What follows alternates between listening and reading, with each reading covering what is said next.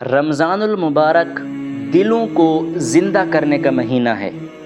حضور سید عالم صلی اللہ تعالیٰ علیہ وسلم نے ارشاد فرمایا کہ ذکر کرنے والے اور ذکر نہ کرنے والے کی مثال ایسی ہے جیسے زندہ اور مردہ کی مثال ہے۔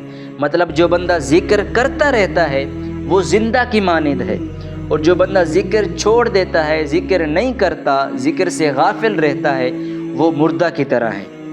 تو اس مہینے کے اندر سب سے زیادہ ذکر ہمیں کرنا چاہیے۔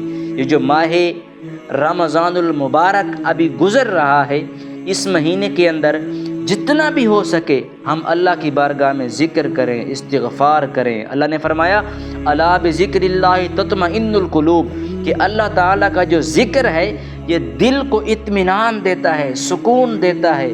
اور یقین کریں یہی ذکر ہی ہے، اللہ تعالیٰ کا ذکر ہی ہے جس کی وجہ سے اولیاء کو مرتبے ملے، اولیاء نے مراتب حاصل کیے، صرف اسی ذکر کی وجہ سے۔ اس مبارک مہینے میں ہم اللہ کے ذکر کی طرف واپس آ جائیں، اللہ کے ذکر کی طرف واپسی کر لیں، ذکر الہی کی طرف رجوع کر لیں۔ میں دعا کرتا ہوں اللہ تعالی ہم سب کو اپنا ذکر کرنے کی توفیق نصیب فرمائے۔